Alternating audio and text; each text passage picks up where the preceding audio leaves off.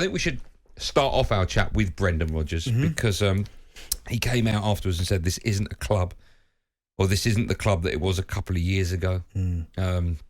He's making a lot of noises to me that suggest that a manager's not happy. If a player was talking like this, I'd be expecting the player to move on. The manager's now making these kind of murmurs. Firstly, what did you make of Leicester? What have you made of Leicester so far this season, and where do you think they're going to go? Underwhelming, of course. You can quite clearly see they need help. They need bodies in the door.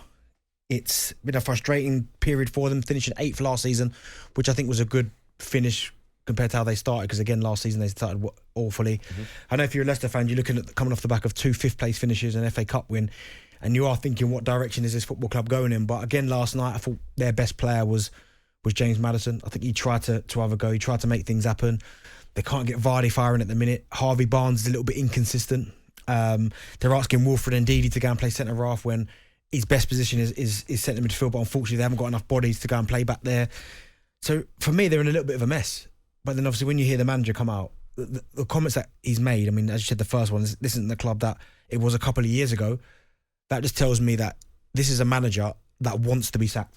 He doesn't want to walk away from it. Okay. Explain why he doesn't want to walk away, because he's going to lose a lot of money. He's going to lose a lot of money. Okay. He wants to get sacked, because we look at the comments that Scotty Parker's been making, the waves he'd been making at Bournemouth about he needs help, he needs bodies. He kept coming out, challenging the board. I need this. It's almost like saying to everybody else, it's not my fault, it's their fault.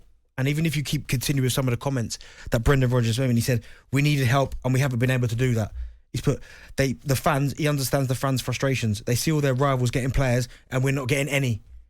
It's quite clearly saying, well, listen, it's not my fault. I want the players, but we're not getting the players in. But I think with Brendan, I mean, I'm a big fan of his, but I do think now it has become a little bit stale. And I definitely think he doesn't want to walk away. I don't think any manager ever wants to walk away from a job. But I think him himself is kind of asking politely, I want the sack. Okay. Which sounds bonkers. So what happens? If a player wants to leave, 9 times out of 10, we've seen it, we were talking about yesterday about going on strike, but quite often, more than not, they leave. And then that you've got rid of that problem. If a manager wants to leave and the club don't want to pay him off, what happens? It's just to just come to some kind of agreement. I mean, I'm even looking at the part here we put, I came to Leicester to compete, and initially I was able to do that. You have to add quality, but in the last 2 transfer windows, we haven't been able to do that. So he's clearly not playing it's his own fault. But when I was looking through some of the... But sorry, we saw what happened with Scotty Parker last week. Yeah. Comes out, talks negatively about the people that paid wages. But he's been chirping away for a while, Scotty Parker. Yeah. And so eventually the owners went, I've had enough of this.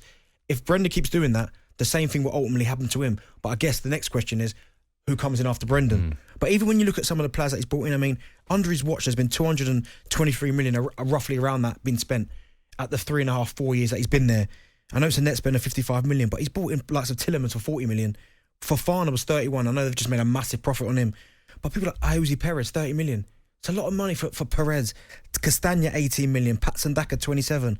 I mean, Vestergaard and Ryan Bertrand were the strange ones, because he was adamant that he needed them 2 players. Even though they went completely against the mould of what Leicester do, which is sign younger players, both of them hasn't worked. Hasn't been good enough one bit. So I can understand his frustration, but at the same time, they've got to come to some kind of mutual arrangement, because this can't continue. Okay, so a couple of questions for you, Bentley, which I'm going to ask similar questions to Leicester fans. 03717223344. What will happen? How will this saga end?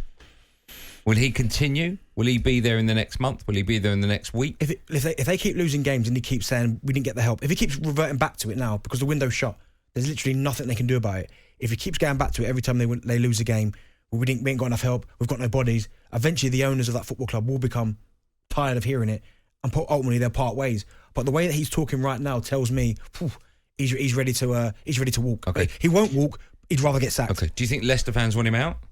I think a lot of Leicester fans now would like to see a change. I think they think it's got a bit stale. 5th place twice, fantastic. Yeah. FA Cup, superb. But it seems like the relationship now is strained, and he feels like he can't take this club further any further. Forward any further. Okay. And just finally as well, Aston Villa, we know the stress that Steven Gerrard is under. That's what I'm looking at. Okay. Does Stevie Gerrard go and Brendan Rodgers go there? Would Aston Villa fans want him? Okay. That's another question. Either way, it's an upgrade on Steven Gerrard, because he's got more experience and he's won things in this country. And we know that Aston Villa is struggling as well at exactly. the moment. Okay. talkSPORT Drive with Andy Goldstein. Monday to Friday afternoon from 4 on AM, on DAB, via the talkSPORT app and on your smart speaker. talkSPORT.